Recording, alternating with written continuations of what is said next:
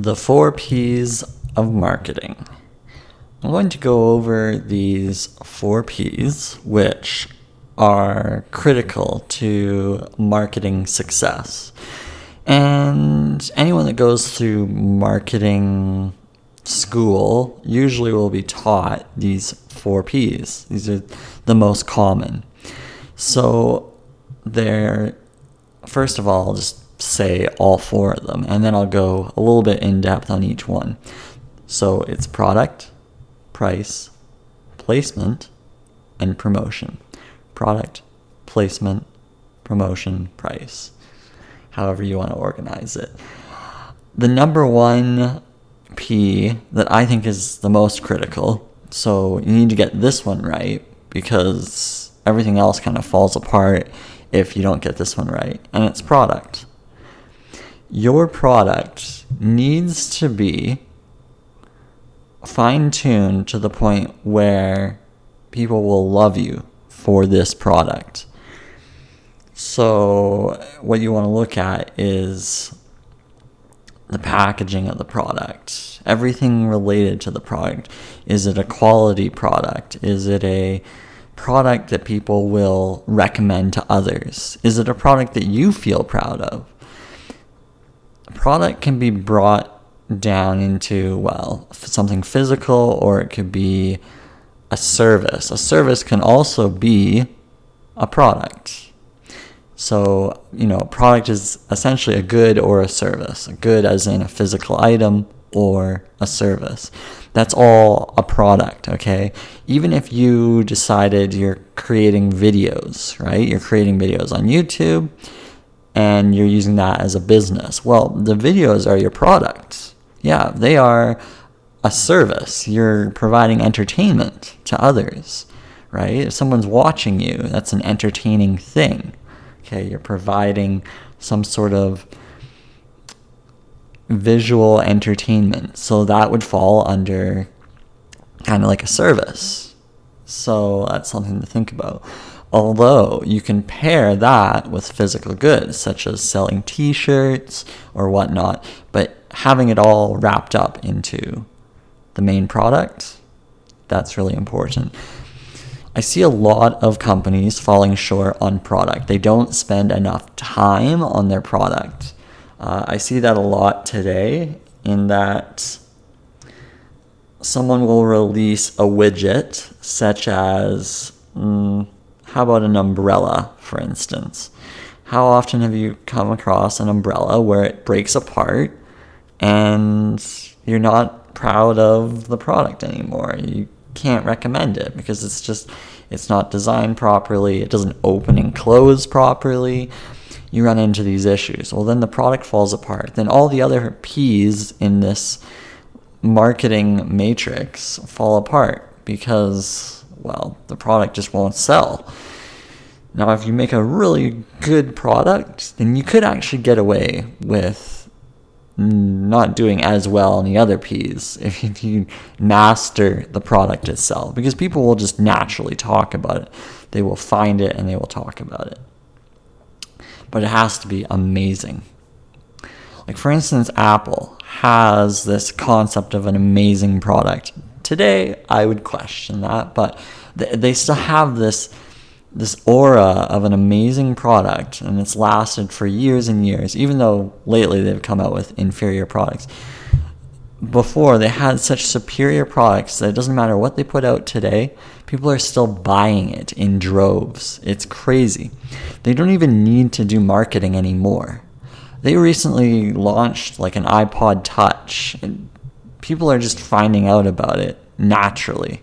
Like, there doesn't need to be too much in terms of promotion, because people will just naturally, organically figure it out, because people are following the products that get released. So if you have an aura around you that you're coming out with these amazing products, then what's going to happen is people will talk about it, and a lot of the marketing will be done for you. The people that spend a lot of time on, for instance, books, if they spend a lot of time on the writing and the process of the book, that in itself makes it perhaps a better product. Although I would question that, because I've seen other people, they're able to create maybe a book within a couple of days and it's a masterpiece. It's been classified as a masterpiece. It's an amazing product. So I don't know if time is necessarily required to make a product amazing. I think it's more, what's the outcome and what's the resonance among the people that would be interested in buying your product. So time might not actually be a necessary factor. The same goes for maybe a video that you come out with and you publish it and you only spent maybe a couple minutes on it, but it turns out to be an amazing product. People are entertained, they're watching it. Time isn't really a factor in terms of the production. It's dependent. It's highly dependent on your audience and what they want. So that's what you have to kind of figure out. Right? If you can come out with an amazing product, even though you didn't spend any time on it, it resonates with people, then you've succeeded. But, you have to ask those questions up front. You need to get feedback. You need to find out what people are looking for, because then you can give them the product that they want. So if you master product, you master this amazing thing that you've launched into the world, you'll have fans for life. Okay, so I think that's something to think about there. The next piece that I see a lot of people not doing in terms of what they do for a living is promotion. People don't talk about what they've created. Artists fall apart on this time and time again. They will create artwork and then it might be amazing, right? It might be amazing, but they've become so diluted among all the other artists that nobody ever finds out about them. They might just need a few self-promotional tactics. Maybe like it's, I don't know, a gallery where they kind of get their name out there. But they need to maybe talk about it to get that product known a little bit. And that's where maybe people fall apart the most, is that they think that once the product's done, that it will promote on its own. Not at the beginning. They might need to spend some time telling people that they exist. That's just the reality. And promotion is one of those things where, well, there's a cost involved. There's a cost in terms of your time. There's a cost in terms of perhaps ad dollars. It just depends on where you're going with it. But you might need to tell the world, right? You might need to share the story about your product so that you can get it out there.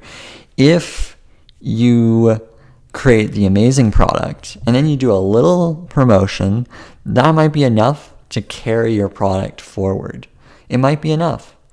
It might create the word of mouth. Of course, you could forego promotion if your product is so incredibly revolutionary that it will just take care of itself marketing-wise. Very difficult to do that, to make a product that is so perfect that it does all the promoting for itself. It's tough to get to that level, and if it's not promoting itself, you might need to give it that little nudge, right?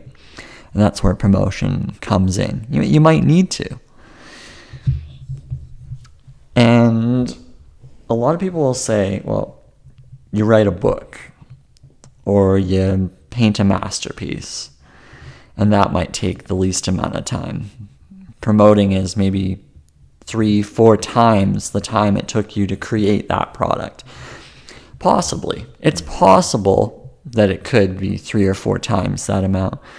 If the product is amazing enough, then it might just market itself. Or you release another set of products, right? Another set of products, and those products help promote that other product. Let's see if I can come up with an example here so I can try to make sense of this. So you launch a book. Well, that's a product. What if you write a blog post? Well, a blog post is a product. It's a physical collection of words, and I call that a product. That product helps market your priced product, the product that you can make money and sales on. So you have two products promoting each other. Possible to do that. That's maybe how I look at it. I look at content like a product, right? It's something that you had to create. It might not be tangible, but it's there. It exists. It's words. It's something that people can consume. A video, a podcast. This is all a product. And it can help promote something that has tremendous value. So what you're doing is you're launching a series of products, and you might have a top-notch quality product, and then you have your videos as another product. It all promotes up. This is why I look at promotion not so much the way that maybe others look at it. You see, promotion, a lot of people think of promotion as, I'm going to spam a bunch of different groups related to my niche with my link. I'm going to spam them a link to my product. And that's what people consider promotion. I consider that a good way to turn people off, because you're not looking to help anyone. You're just looking to push your agenda. But if you can pair your main product with content, with something meaty, something people actually want to consume, then you've got yourself a nice winning formula. What's another example? Well, maybe you have, for instance, the Harry Potter series. Let's look at this. So product number 1 is the first one, Philosopher's Stone or Sorcerer's Stone, however you want to title the first one. The next product is, well, the second in the series, Chamber of Secrets, Prisoner of Azkaban, another product. These are masterpiece products. Now, I don't know about you, but there really wasn't that much promotion in terms of the first book. Not so much that I could remember. A lot of it was just word of mouth, right? Word of mouth promotion, people just telling others. The second book made the first one more popular. The third book made the first and second books more popular. Another product promoting the other products. You see, the series is so powerful. And I look at series structure as a very powerful mechanism of promoting your products.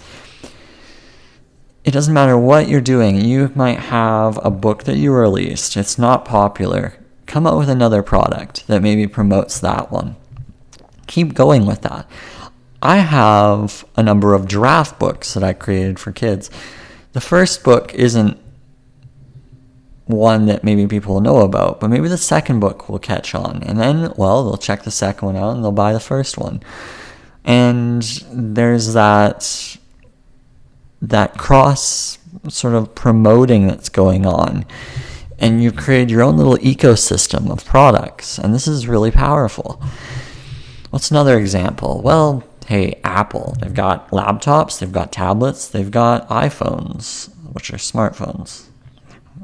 I guess that's obvious to a lot of you maybe who are watching. But so you have these products that are promoting across other categories. Someone will buy the iPhone, and if they're in love with it, they'll buy the laptop, and then they'll buy the tablet. That means you need less promoting and more product development, because it's clear that if Apple keeps releasing a new iPhone every year, that they will have their fans coming to buy the new thing. So focus on the product. The promoting is a very little step. It becomes a very little step because, well, these product launches are what intrigue people. That's what people get excited about. Because promoting dies quite quickly. It can die. It can die off very quickly. So a new iPhone comes out, you try promoting it. Well, 6 months later, the only way that you can get people buying it is probably by reducing the price. So that's what you've got as an issue there. But if you release another product, well, then you really get a boost to sales because then people feel obligated to buy the next one. So creating series of products has tremendous value.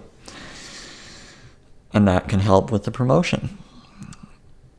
It's an intuitive, counterintuitive way, actually, of looking at it, because we often look at the 4P's as siloed activities in marketing, but actually you can rephrase what promotion means, and you might actually see some value from it. The next one would be placement. Placement is becoming more and more critical today, in that there are many different ways to place your product. Distributing it, putting the description out there so that people know where to get your product, right? That's what really placement is, where you're sort of distributing it. Is it on your website? Is it on Amazon? Is it on a social media page where people can buy from you there? Like, where is your placement of the product? That's what you really have to look at. Now, Amazon is a giant in the e-commerce space. So anyone that's launching a product might be looking at Amazon as a way to place their product. Of course, you still would require promotion even if you put it on Amazon, no different from anything else. Put it on YouTube, right? You put a video on YouTube, you're still going to need to promote it. You're still going to need to share it somewhere, at least at the beginning. If the product's amazing enough, it'll promote itself. But the placement is the hub for where your product lives. I like websites. I like owning websites because I own the placement, I own where the product lives, and I own the pricing mechanisms. I own everything. By having your own website, there's nothing more powerful. This is why I suggest anyone that's in business, they have their own website that they own. They own all the different pieces. I believe that's critical, so that you can control where things appear. Your website also becomes a product. Why do I say this? Well, because it's something that you've created. Anything that you've created, I believe, is a product. That means you can promote your website as a product, and it might house all of these other different products. What I like is having my website as the hub. Okay, so when I promote my website, people can go there and they can capture a number of different products that I've created. I like it more so than social media because Facebook owns your content. YouTube owns your content. They can literally close down tomorrow and then there goes all your products. Your website is something that you pay for. Right? You don't pay to have YouTube running. YouTube runs whether you like it or not. You can't decide to close YouTube down. You don't have the power to do that. But your website, you can keep it running or you can close it down at any time you want. So I like this. I like this because ownership. It's complete ownership. And that's what you want. You want complete ownership.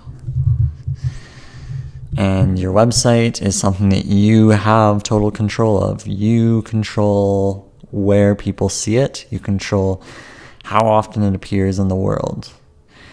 And I like that. This is why when I create my videos, I don't actually want so much people to look at the other videos. I want them to land on my website. So my focus is on getting them to my website. I don't want them on Instagram. I don't want them on Facebook. I don't want them anywhere but my website. Because that's where people will buy. I don't want them on a t-shirt website because here's what I've found out that companies are doing, which is annoying to me, but it's just the reality. Say you want to put out t-shirts and your placement is on a t-shirt website and you promote this t-shirt website. Well, number one, you don't have control on the quality. The t-shirts that you come out with are on that t-shirt company. They produce whatever fabrics they want. You don't have too much of a say in terms of the quality. So your product's already suffering. But when you market this t-shirt website.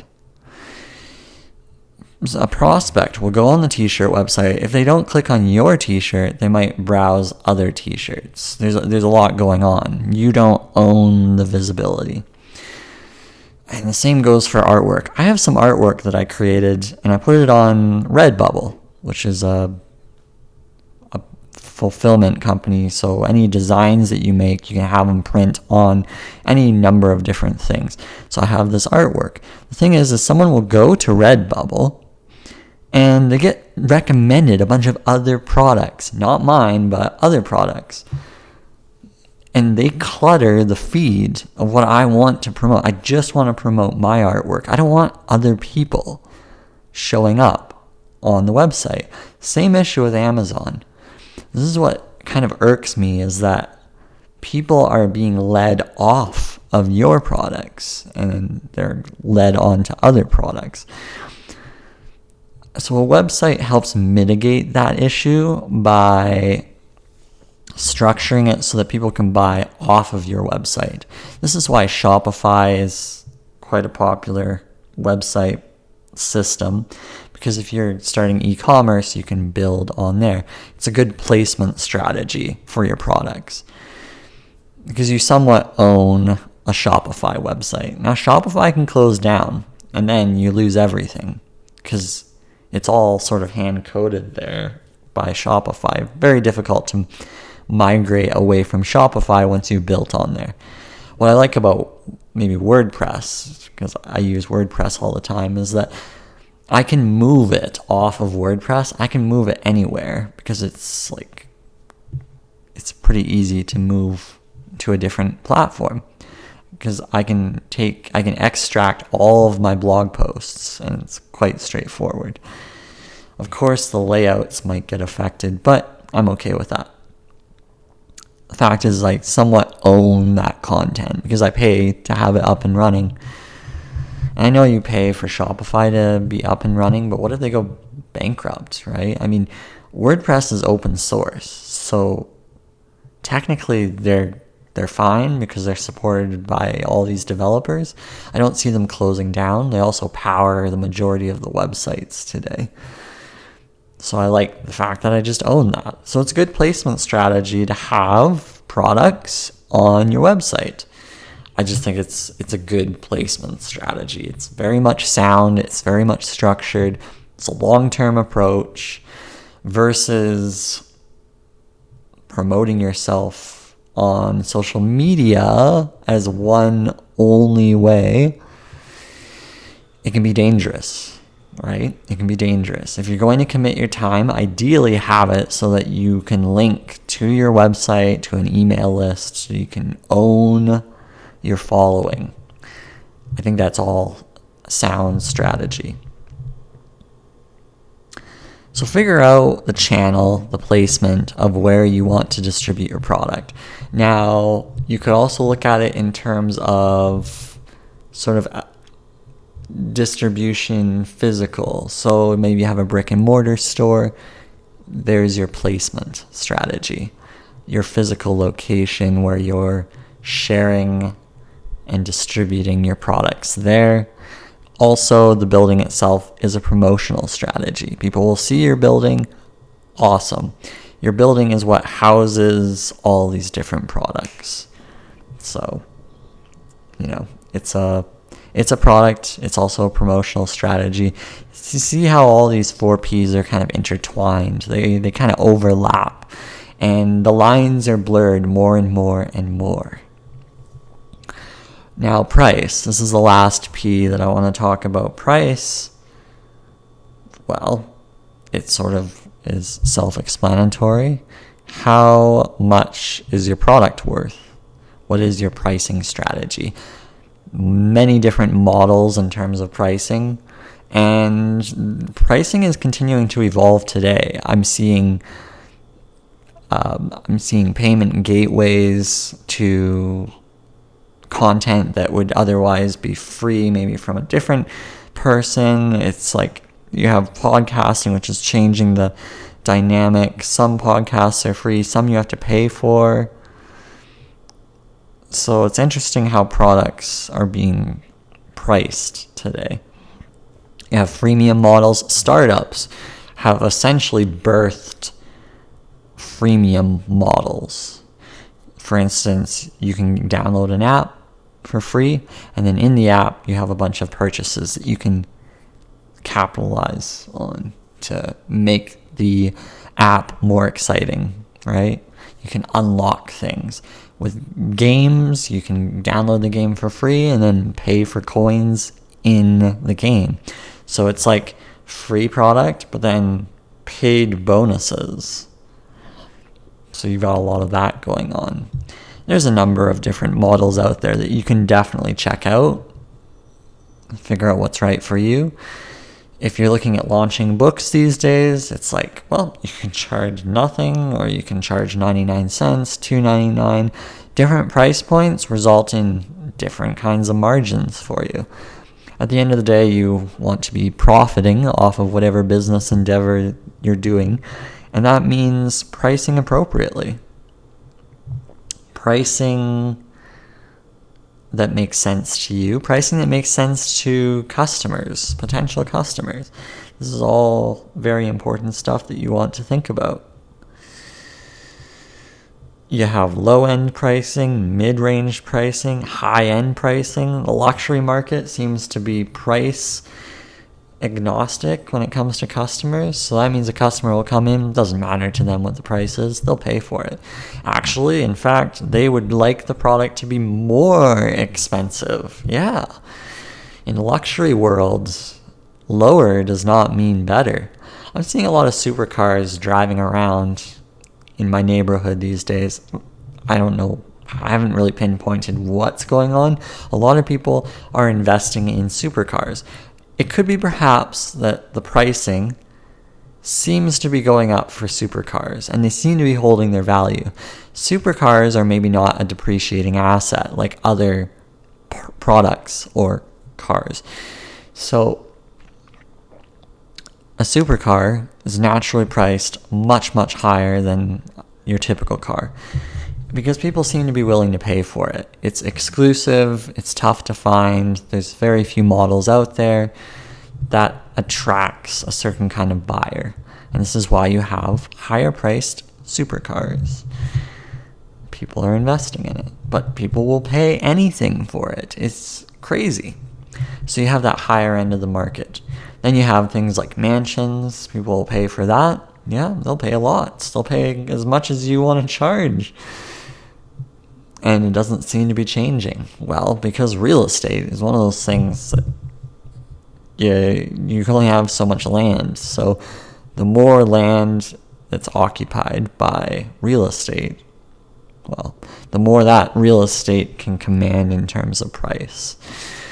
In the long-term scheme of things, I don't really look at fluctuations in the market. I look at long-term, 20, 30, 40 years in terms of value. So you have all these different things, right, in terms of price. And when you're releasing a product, you might have to look at competitors and say, well, where do you want to place yourself? Where do you want to position yourself is a better word. Because the positioning will affect how you succeed. There's another P, positioning. I mean, you can add on a number of different P's. People have tagged on P's to this concept of the marketing matrix here, the 4P's of marketing. And there's people. You can talk about people and how important they are to the business, right?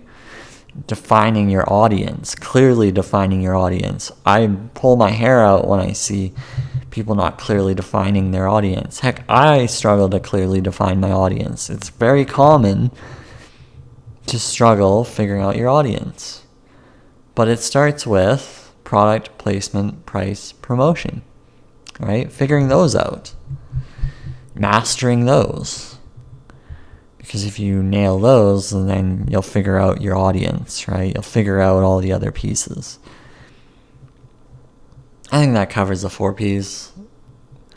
Figure them out, master these 4P's, and then that will help you in terms of your marketing know-how. It'll help you in terms of your marketing success. If I could suggest focusing on one piece, it would definitely be product. I think if you make product so incredible, you won't have too many issues in terms of your marketing efforts. And that's where you really need to spend your time, is figuring out how to make that product and make it exciting for people. If you do that, you'll be fine.